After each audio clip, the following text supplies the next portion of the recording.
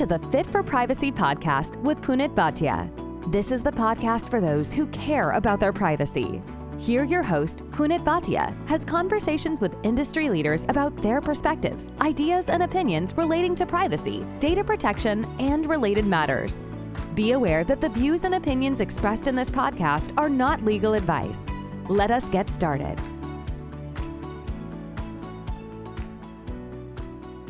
As we implement privacy, there is always a question around where does privacy start and where does security start? What's the fine line? And then as we get mature, we ask ourselves a question. What KPIs do we implement? What controls do we put in place? And have we done enough? Is that going to be sufficient? And now, when we look at these questions, we always have perspectives. Perspective of a privacy person, perspective of a security person, and perspective of a auditor or audit person, and sometimes also of the compliance person.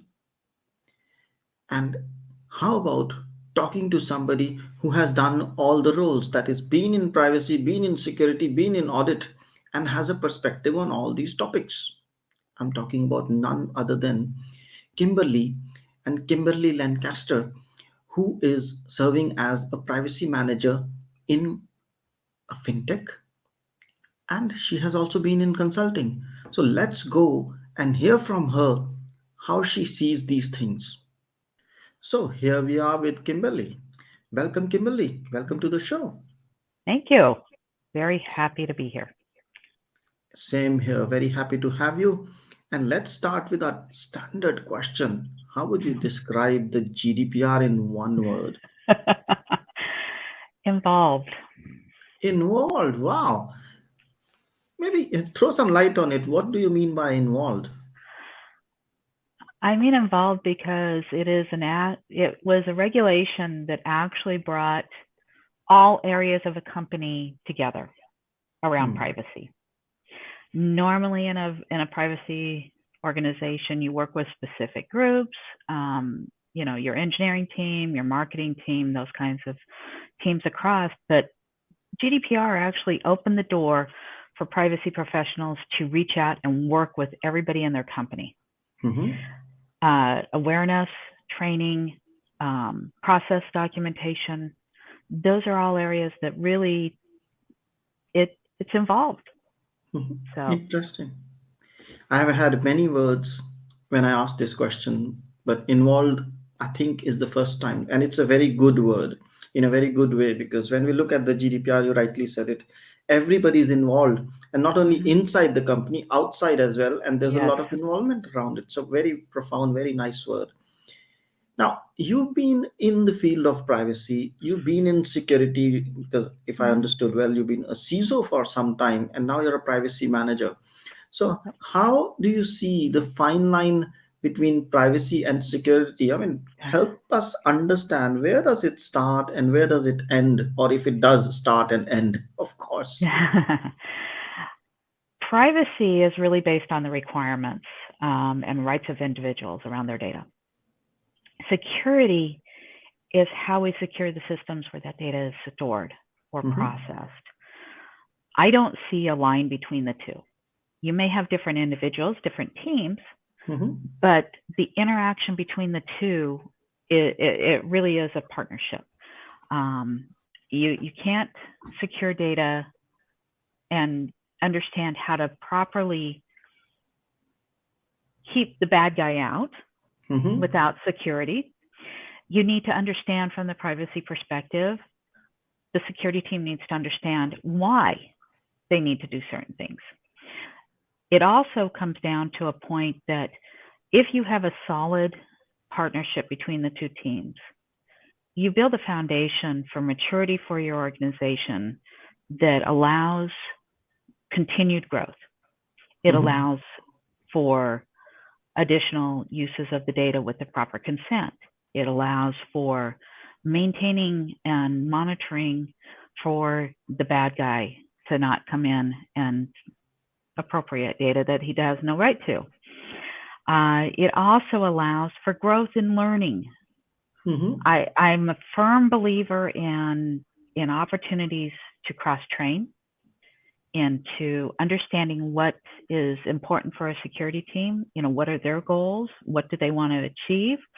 Because then I can drive particular responsibilities on this side to help support that. I also ask the same back. If I need to understand how access is being granted, if I need to say, okay, because of based on consent, we can only allow people who with a right to know access to confidential data, help me do that.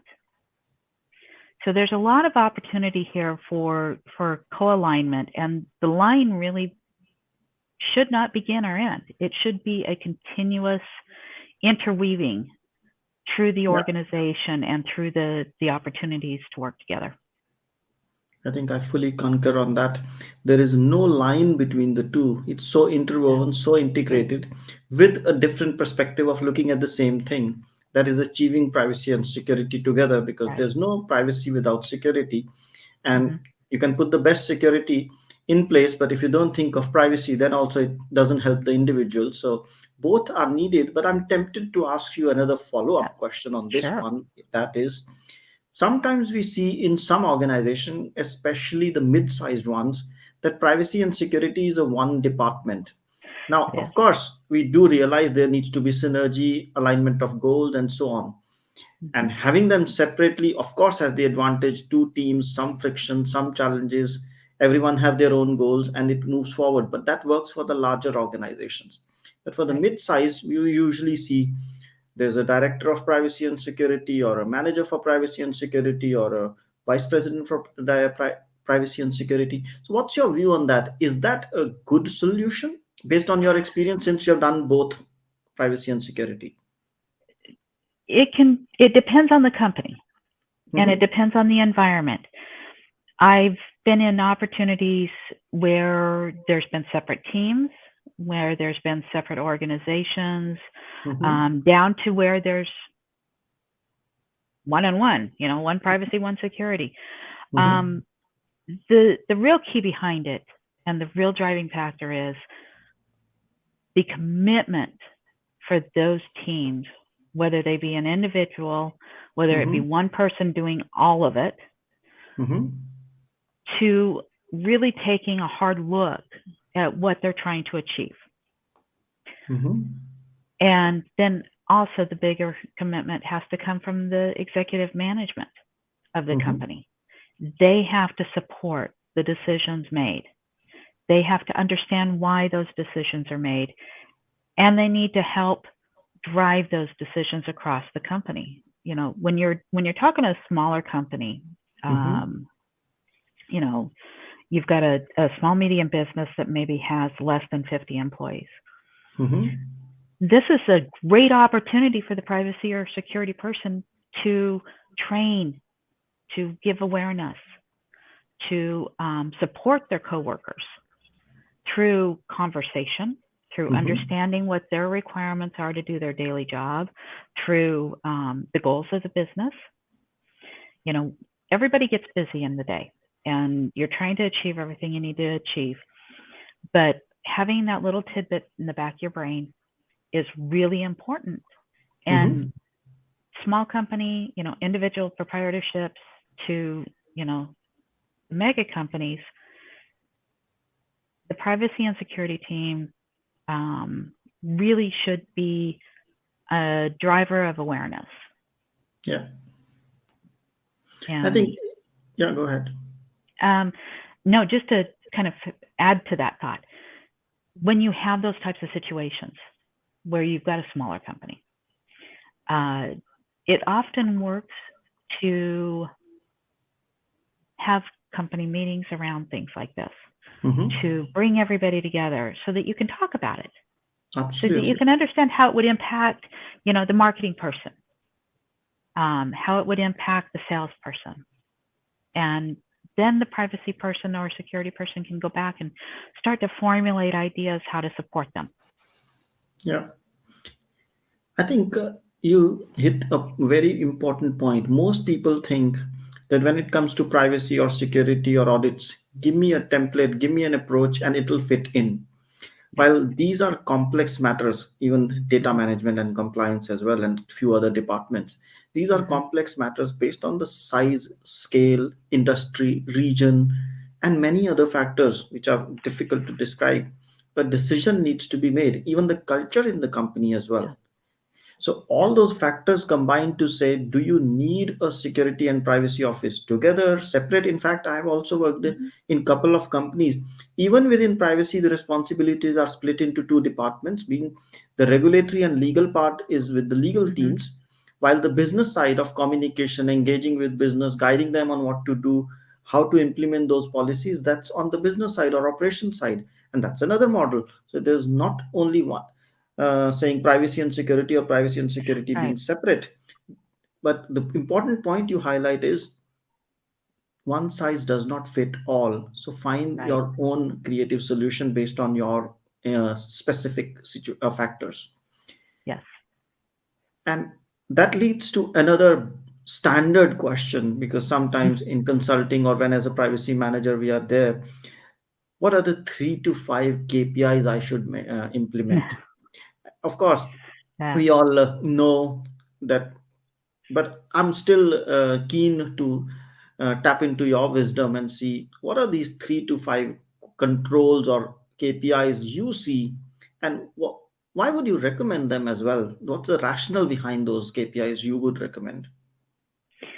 So KPIs are a great way to look at how much work's being done. Okay.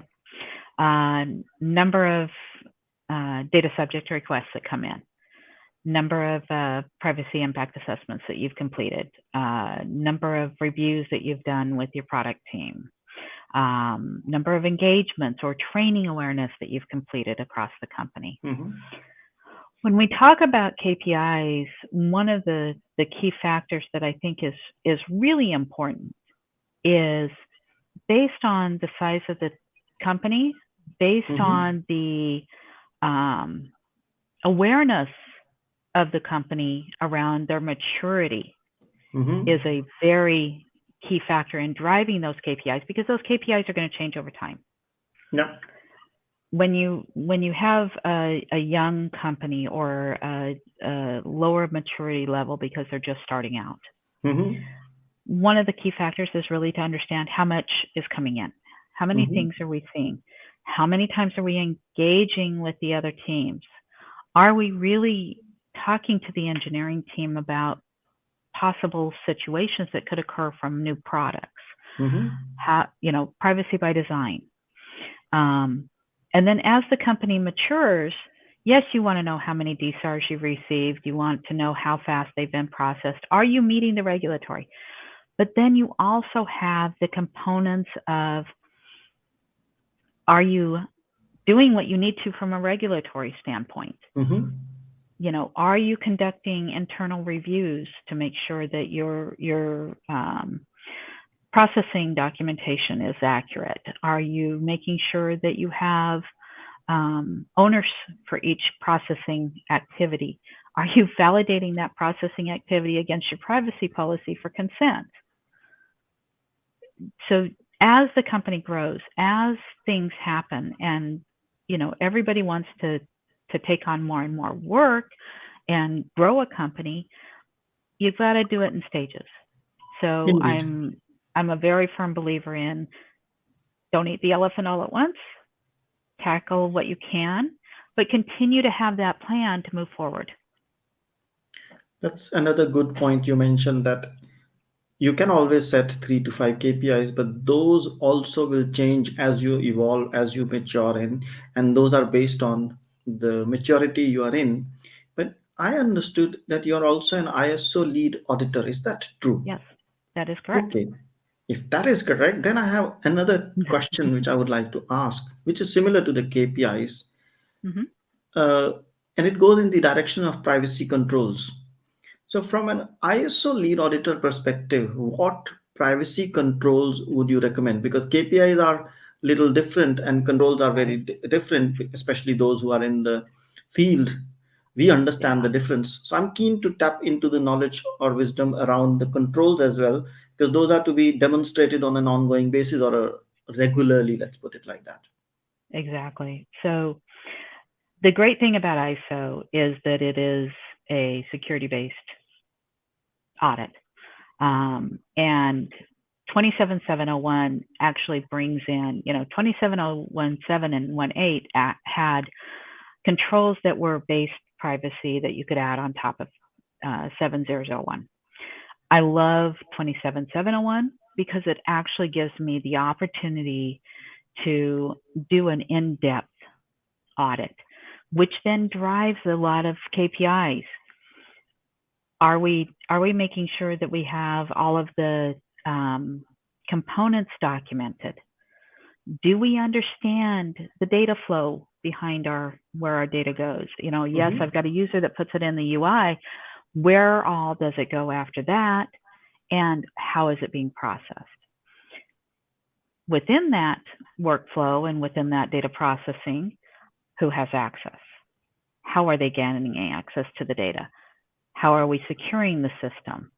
Are we putting the underlying framework under it to hold it up in case there's a situation that happens? Are we looking at ways to avoid a data incident? I don't like that B word, so I try to avoid that at all costs. But really what it comes down to is the frameworks and the controls that you can put in place really should be a way to measure and to support growth for the company in meeting future things that happen. If they want to drive more work, if they want to grow the company, if they want to do a lot of different things, you've got to have this framework. And the beauty of ISO is it gives you that framework. Absolutely. I think it does give us that framework, and it also gives us that means to implement that framework if we understand that. Yes, completely. Indeed. Yeah. And it's not only ISO, even the NIST framework gives you that. Or, in fact, framework by definition itself is providing you the information. And that's what I like about the GDPR also, because it's a framework legislation. It doesn't, of course, it binds you where it needs to, but in most places, it leaves the onus on defining what you want to do in a situation and being able to demonstrate that, yes, we fulfill the accountability. Exactly. It's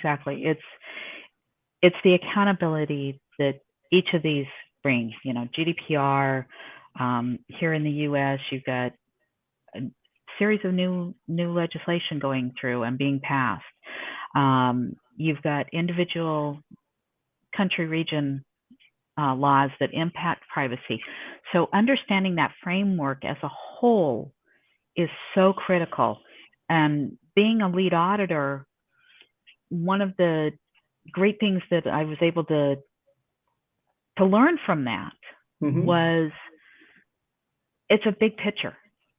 Security, privacy, compliance, it all works together, and it all must work together. Because if you've got conflicting controls, you're causing grief to your teams because they don't know which one to do all the time. And that's not, the goal is tell me what you do in your job, how you do it. Let's add some controls around it. Let's put the blanket around you and wrap you in the blanket, and make sure that you're doing what you need to do, so that we can prove to the outer world that we do these things. That's true. So now the privacy field, or the GDPR, is about involvement.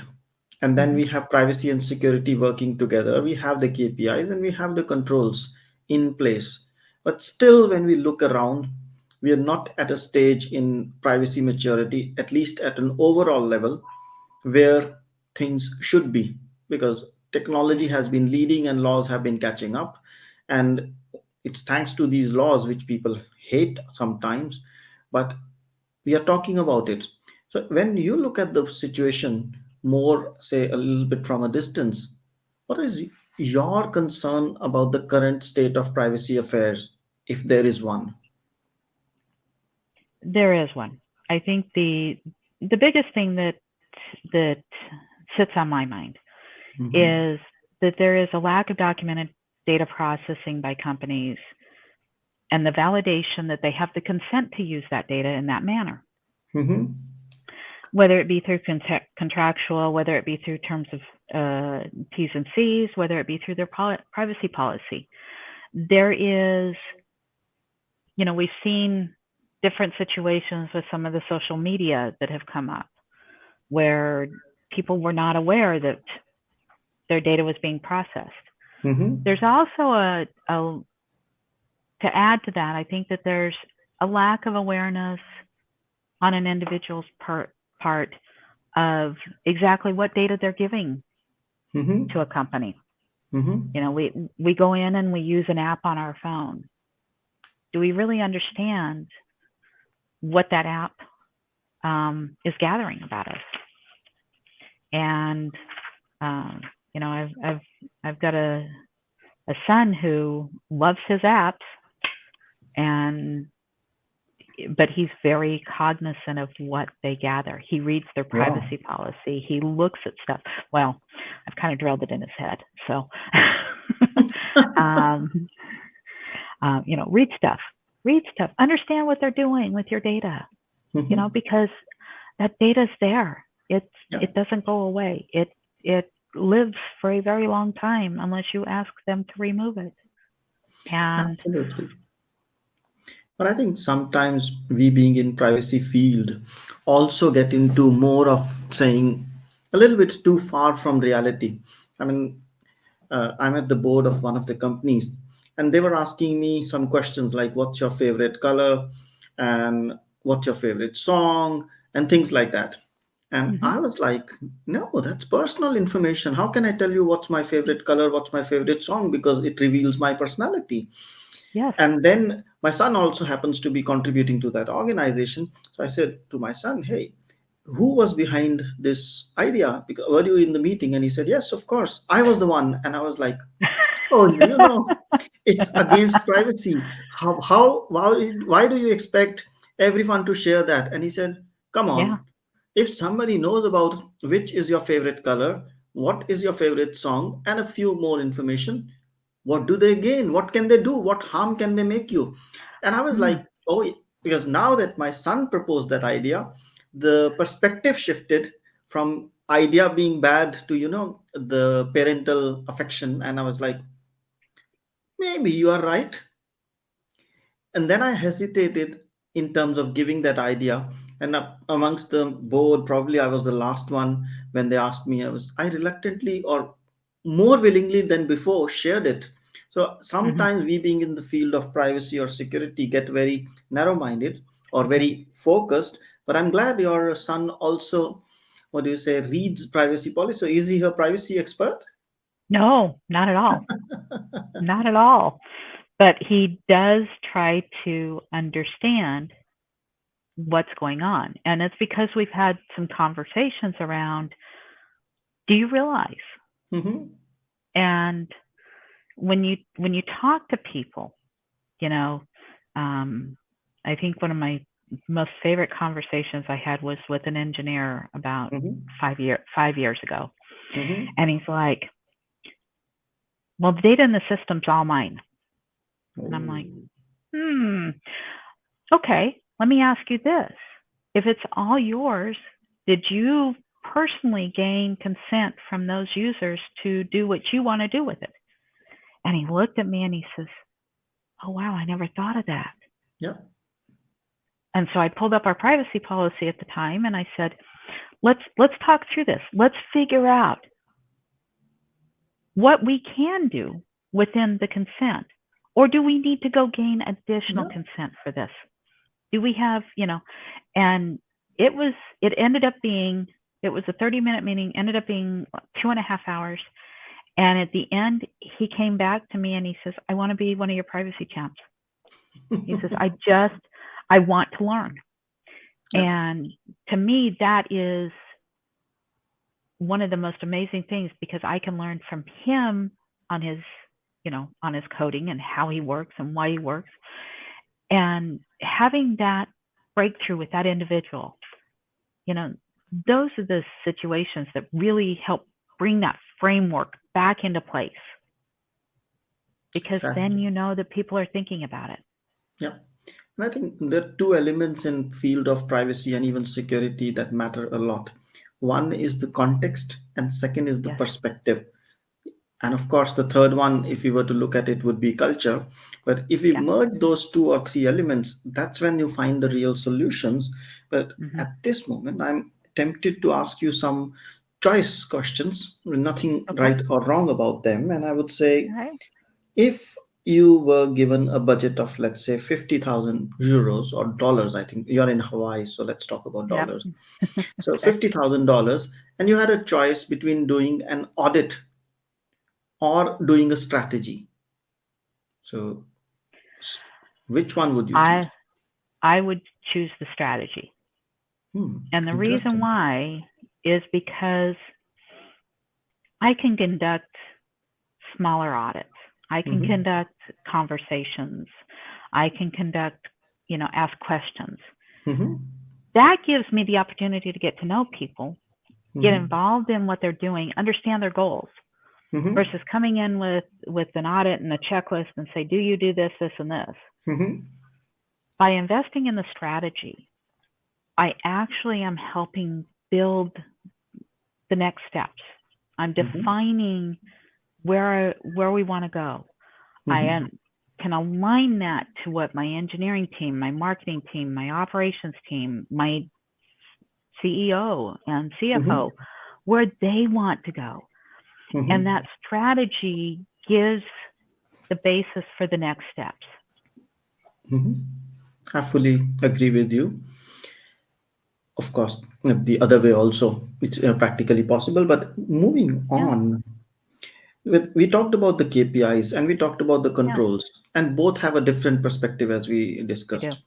So if you had a choice in terms of time and effort that the organization needs to spend, because time is precious always, so where would you ask your team to focus first? To set up the KPIs or set up the controls? Setting up the controls. The And why controls would that can be? drive. The controls can be a lot. The controls sometimes have a little more work detailed to them. The KPIs, we can drive certain things around what we're doing. It's the how we're doing it that's more important. And the controls can help guide that. The controls also take longer than setting up the KPIs. Once you have the controls, then you can derive, I want the next set of, I want these KPIs. I want to track this. I want to understand this. I want to know how often we're doing XYZ. But yeah, I really believe that implementing the controls first gives you more ability to cohesively across the company make a difference. Okay. So for second question in a row, I would have answered something else, but you convinced me to answer what you answered. So let's see on the third one. Okay. And it's always fascinating. It's about perspective and context. So you help me change my perspective. And you get into an organization new as a privacy manager or a privacy consultant, more importantly as a manager, and you find they don't have a solid governance.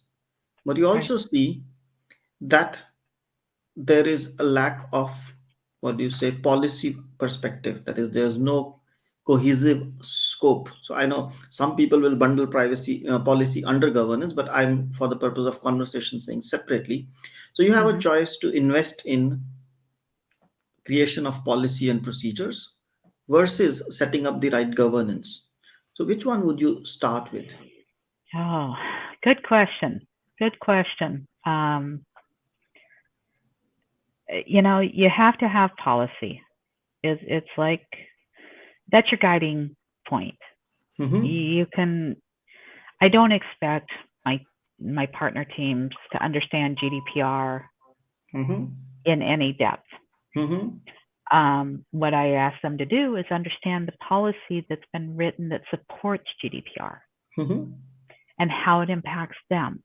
Mm-hmm. So having the policy in a place where it's, it may not be perfect, Mm-hmm. but getting the policy so that it's understandable and applicable and people are reading it, then you can start to look at the other components.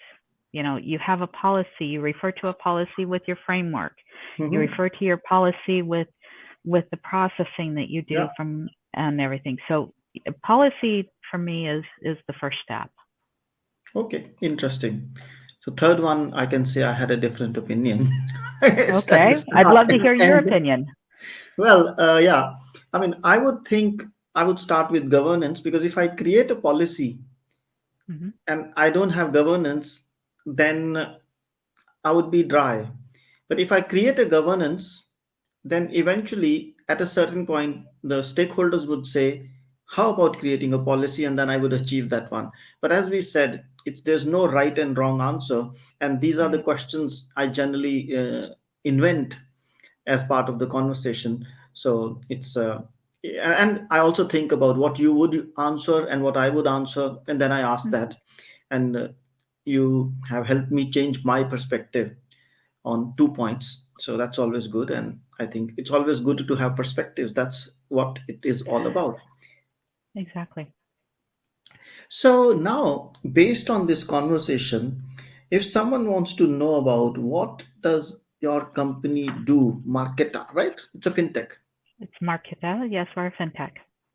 And what does it do? Because you're in Hawaii, the beautiful Hawaii. We don't associate that with fintechs and everything, no?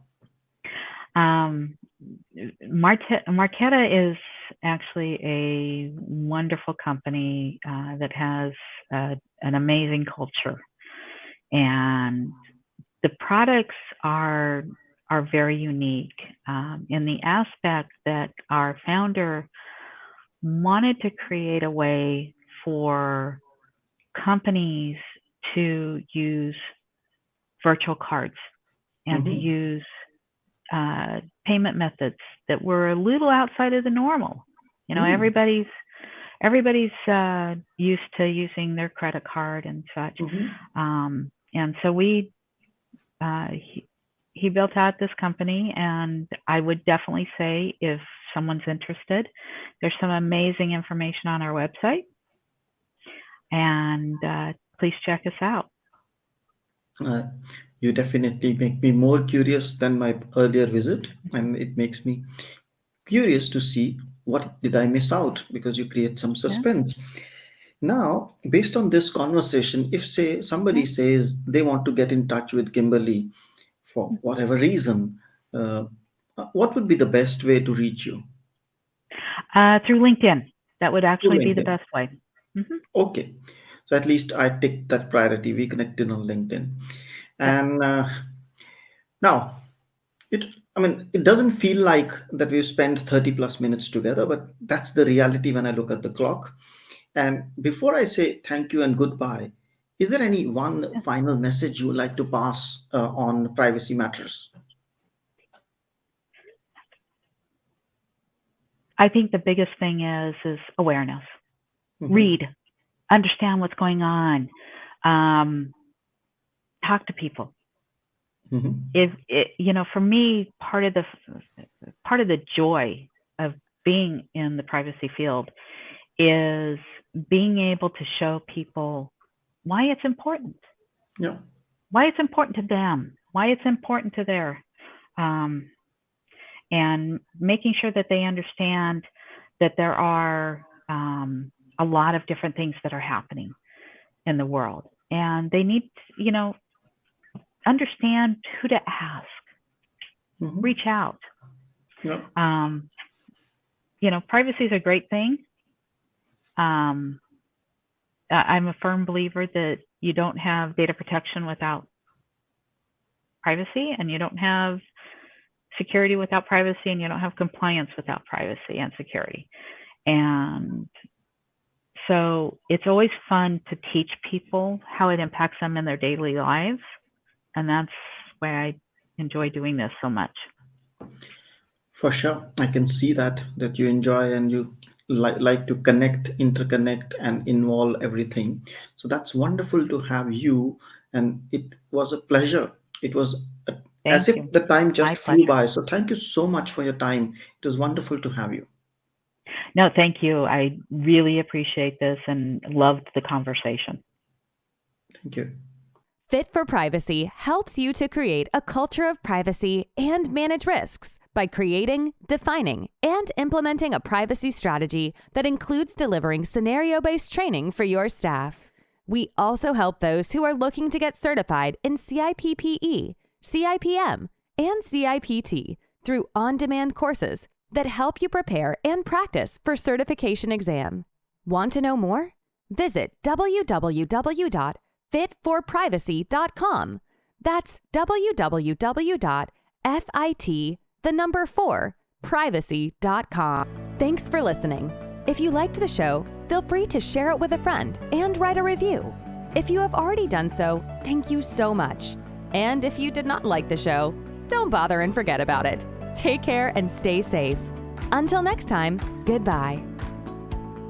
If you have questions or suggestions, feel free to drop an email at hello@fit4privacy.com. That's hello@FIT4privacy.com.